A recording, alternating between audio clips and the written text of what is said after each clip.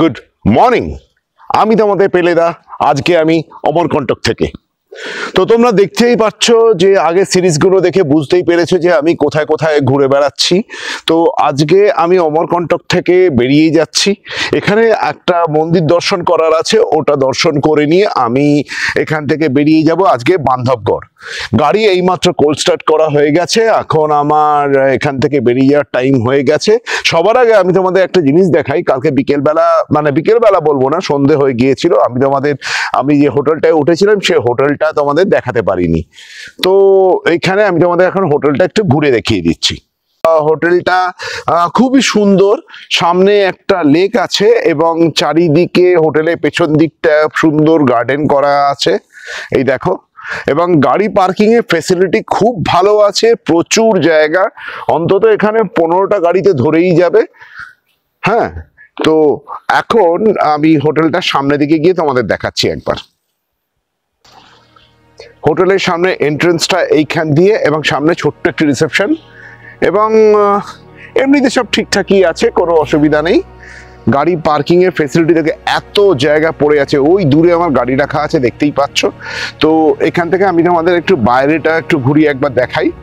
তো সামনে একটা কি সুন্দর ঝিল রয়েছে, আর হোটেলটা নাম হচ্ছে শ্রী মাতা সদন।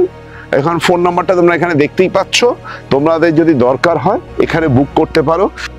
নর্মদা টেম্পলের ঠিক বাইরে পাশেই আরো একটা কয়েকটা মন্দির রয়েছে। এটা শিব মন্দির রয়েছে কতগুলো। তো সেই মন্দিরের এখানে অনেকে ফটোশুট করতে ঢোকে। অ্যাজ সেরকম ভাবে দেখার কিছু নেই, তবে জায়গাটা বেশ সুন্দর করে সাজানো আছে।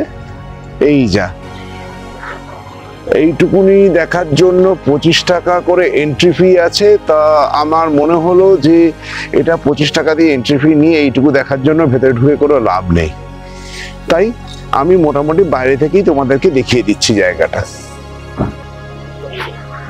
এই নর্মদা নদী উৎস হচ্ছে এইখান থেকে, ভেতরে যে কুণ্ডটা গতকাল আমি তোমাদেরকে দেখিয়েছিলাম, সেইখান থেকে উৎস হয়ে নদী ওখান থেকে বেরিয়ে এই সাইডটাতে চলে আসছে। এই যে নর্মদা নদীর ঘাট, এখানে নর্মদা নদী উৎস হচ্ছে এখান থেকে হয়ে, এখান থেকে নদী বেরিয়ে চলে যাচ্ছে তার গমন পথে। এই সামনে একটা ছোট্ট হেঁটে যাওয়া ব্রিজ দেখতেই পাচ্ছ।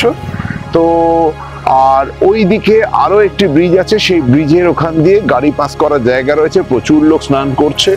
প্লাস এখানে বেশ কিছু কেনাকাটির দোকান আছে, লোকজন কেনাকাটি করে। যাক, নতুন করে আর কিছু দেখার নেই এখানে যে কেনাকাটি করার জন্য। তো মন্দিরের বাইরে পুজোর ডালা নিয়ে বসে আছে প্রচুর লোক, সেখান থেকে তোমরা জিনিসপত্র কিনে, এখানে পুজো সামগ্রী কিনে তোমরা এখানে পুজো দিতে পারো। যাক, নর্মদা নদী আরেকবার দেখিয়ে দিচ্ছি, দেখিয়ে দিয়ে আমি এখান থেকে বেরিয়ে যাচ্ছি। এখন আমি দাঁড়িয়ে আছি অমরকণ্টকে জৈন মন্দিরের সামনে। একটা জৈন স্তূপ রয়েছে, এটা কতখানি উঁচু আমি নিজেও ঠিক বলতে পারবো না। তো এই মন্দির এখানে নতুন করে তৈরি করা হয়েছে। জৈন সম্প্রদায়ের লোকেরা এখানে একসময় বসবাস করতো, এখনো করে, তবে এই মন্দির এখানে স্থাপিত করা হয়েছে। এবং ভেতরে আরো একটি মন্দির রয়েছে, ভেতরে ক্যামেরা নিয়ে অ্যালাউড নয়, আমি তাই বাইরে থেকে ছবিটা তুলছি। তোমরা দেখতেই পাচ্ছ যে আর একটা মন্দির পেছনে তৈরি করা হচ্ছে। অ্যাজ ইট ইজ, এখানে যেমন সব জায়গায় মন্দিরের সামনে যেমন দোকানপাট থাকে, এখানেও আছে। আমি আর নতুন করে কিছু কিনছি না, বাড়িতে সবারই সব জিনিস আছে, আর যা জিনিস এখানে পাওয়া যাচ্ছে সব জায়গাতেই পাওয়া যায়, আর নতুন করে আমি কিছু করছি না। এখানে ব্রেকফাস্টের সব কিছু জায়গা রয়েছে। তো দেখা যাক, এখানে কিছু যদি পাওয়া যায় তাহলে যে ভাবছি ব্রেকফাস্টটা করে নেবো, আর তা না হলে অন্য জায়গায় গিয়ে কিছু করবো। ফাইনালি আমি অমরকণ্টক ছেড়ে বেরিয়ে যাচ্ছি। আগের ভিডিওতেই আমি দেখিয়েছি অমরকণ্টক ইটসেলফ একটা পাহাড়ের ওপর।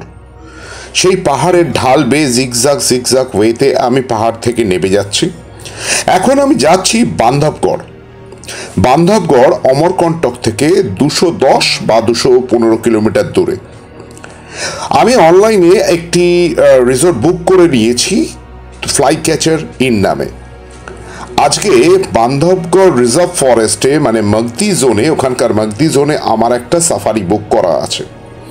অনলাইনে আমি সাফারিটা বুক করেছি। আমার সিঙ্গেল সিটের জন্য চার্জ পড়েছে 450। তারপর ওখানে গিয়ে আমাকে জিপসি এবং গাইডের জন্য আমাকে অন্য গ্রুপের সঙ্গে শেয়ার করতে হবে। গাড়ি চালাতে চালাতে হঠাৎ করে এক জায়গায় দাঁড়িয়ে পড়লাম, তো এখানকার সিনিক বিউটিটা তোমাদের একটু দেখানোর দরকার আছে। এ কি অসাধারণ সুন্দর জায়গা! ও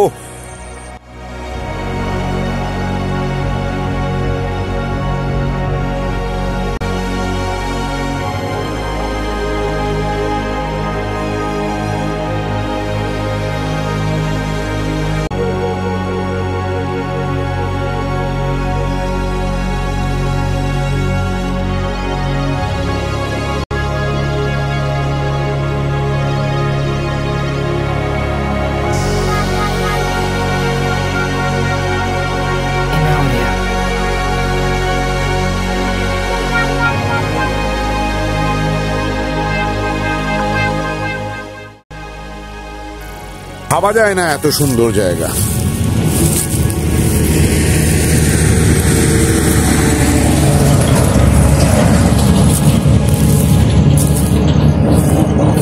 গাড়িটার চেহারা দেখেছো কি অবস্থা?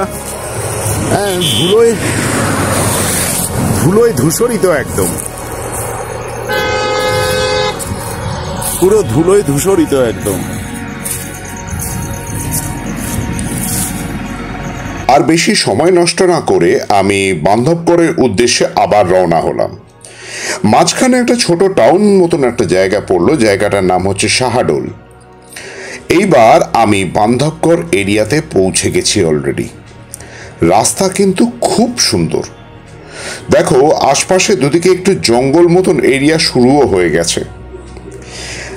কিছু ছবি দেখার পর থেকে, মানে কিছু বাঘের ছবি দেখার পর থেকে আমার না কিরকম একটা আলাদা ফিলিংস হতে শুরু করলো, জানো। আমি তোমাদেরকে বলে বোঝাতে পারবো না। একটা অ্যাডভেঞ্চার ভাব মনের মধ্যে ফুটে উঠলো। জানি না, আমি তোমাদেরকে হয়তো বলে বোঝাতে পারবো না। এটা ফিল করার ব্যাপার, কারণ আমি একটু অ্যাডভেঞ্চার প্রিয় লোক তো। যাক, এই রাস্তার মধ্যে দিয়ে এগিয়ে চলেছি। এবার প্রপার বান্ধবগড় এরিয়াতে ঢুকে পড়েছি। এই জোনটা কিন্তু কমপ্লিটলি বান্ধবগড় জোন। একটা কথা শোনা যায় যে জায়গাটার নাম বান্ধবগড় রামায়ণের সময় থেকে নামটা হয়েছে, কারণ এখানে লোকাল লোকেদের কথা অনুযায়ী বান্ধব মানে ভাই। শ্রীরামচন্দ্র লক্ষণকে এই জায়গাটা প্রদান করেছিলেন, মানে ভাইয়ের গড়, মানে লক্ষণের গড়। এইখানে 3টে জোন আছে, মগদি জোন, টালা জোন আর খটৌলি জোন। কোনো একটা জোনের মধ্যে এখানে একটি ফোর্ট রয়েছে, মানে দুর্গ রয়েছে, পুরনো দুর্গ। সেইখানেই ওই কেল্লাটা রয়েছে। আমি অবশেষে এসে পৌঁছে গেলাম বান্ধবগড়ে। এখানে আমি যে রিসর্টটা বুক করেছিলাম তার নাম হচ্ছে ফ্লাই ক্যাচার ইন হোটেল। আমি ফোন নাম্বারটা তোমাদের দিয়ে দিচ্ছি। দেখো, আমি বোর্ডটাও রয়েছে এখানে, তো আমি দেখিয়ে দিচ্ছি। বোর্ডটা দেখতে পাচ্ছ? দরকার হলে এখানে তোমরা বুক করে নিতে পারো। আমি ফোনে বুক করেছি, আমি সিঙ্গেল যেহেতু আছি। এখানে 1500 টাকায় আমি রুমটা পেয়ে গেছি। এটা হচ্ছে অপোজিট টু ওয়াইল্ড টাইগার রিসর্টের অপোজিটে একদম। আর দেখো, একদিন থাকবো, কালকে সকালে একটা মর্নিং সাফারি নেয়ার আছে এবং ওই সাফারিটা বুক করার জন্য চেষ্টা করে যাচ্ছি, তৎকালে আমি ট্রাই করে যাচ্ছি। রুম এমনিতে ঠিকঠাক আছে, কোনো অসুবিধা নেই। এবং এখানে বেশ অ্যারেঞ্জমেন্ট ভালো। এখানে আমাকে ঢুকতেই বললো খাবো কিছু কিনা, তো আমার এখানে খাবার বানিয়ে দিচ্ছে ওরা ফটাফট। আমি খেয়ে নিয়ে আমি চলে যাব সাফারি করতে এখন। হ্যাঁ, তাহলে আগে তোমাদের একটু রুমটা দেখিয়ে দিই একবার। রুমটা দিয়েছে আমাকে 2 নম্বর রুম আমাকে দিয়েছে। আর রুমে এখানে একটা টেবিল চেয়ার এখানে রাখা আছে, ঠিকঠাকই আছে, কোনো অসুবিধা নেই। রুমটা ঘাঁটার আগে তোমাদের আগে দেখিয়ে দিই। দেখো, রুমটা কিন্তু বেশ সুন্দর রুম। এসি রয়েছে, এখন পাশে একটা টেবিল রয়েছে, ও পাশে একটা ছোট টেবিল রয়েছে, টিভি রয়েছে, এবং এই দেখতেই পাচ্ছ যে একটা মিরর রয়েছে। এখানে একটা জাস্ট একটা র্যাক মতন রয়েছে। আচ্ছা, টয়লেটটা তোমাদের একটু দেখিয়ে দিই। টয়লেটটা একটু সাইজে ছোট আছে, কিন্তু বেসিন টেসিন আছে। গিজার সিস্টেম আছে, সব কিছুই আছে, কোনো চাপ নেই, তো ঠিকঠাকই আছে। তো আমার ওয়ান নাইট স্টে করার জন্য ঠিকঠাকই আছে রুম। হ্যাঁ, তো আজকে আমি তাহলে এই রুমে আমি আজকে স্টে করছি। হ্যাঁ, তাহলে চট করে লাঞ্চটা করে নিই, লাঞ্চটা করার পর আমি এখান থেকে সাফারির জন্য বেরিয়ে যাব। লাঞ্চ করে নেয়ার পর আমি বেরিয়ে পড়লাম টাইগার সাফারির উদ্দেশ্যে। আমাকে গিয়ে রিপোর্ট করতে হবে টালা গেট। আমি আগেই বলেছি বান্ধবগড়ের মেন তিনটে রিজন, যেটা হচ্ছে কোর জোন, তার নাম হচ্ছে Tala zone, Magadi zone and Khatauli zone. Tala zone হচ্ছে সবচেয়ে বেস্ট, যেখানে টাইগার সাইটিংটা খুব ভালো হয়।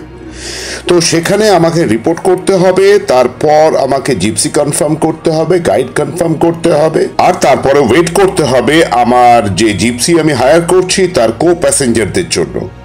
দেখা যাক কে আমার কো প্যাসেঞ্জার হয় আজকে সাফারির জন্য। আমার হোটেল থেকে টালা গেট, মানে যেখানে আমাকে রিপোর্ট করতে হবে, সেই টালা গেটের ডিস্টেন্স খুব বেশি হলে 1/2 কিলোমিটার হবে। এই রাস্তার উপর দিয়ে খানিকটা এগোলে একটা চেকপোস্ট পড়ে, ঠিক চেকপোস্টের লেফট হ্যান্ড সাইডে টালা গেট পড়ে। এখানে কিন্তু আমার গাড়ি পার্কিং এর যা ব্যবস্থা আছে জোনের বাইরে, ফরেস্ট ডিপার্টমেন্টের বাইরে। যেই গাড়ি নিয়ে যাও না কেন, ভেতরে ওরা আমাদের গাড়িকে ঢুকতে দেবে না, তাহলে আমাদের গাড়িকে বাইরেই রাখতে হবে। রেখে আমরা ওখানে গিয়ে টিকিট দেখিয়ে তারপর সব অ্যারেঞ্জমেন্ট করে তারপর ওদের জিপসি করে তবেই আমরা ঢুকতে পারবো ওখানে। অবশেষে পৌঁছে গেলাম টালা গেটে। এখানে গাড়িটা রাখার ব্যবস্থা করি, তারপর যা করার করছি।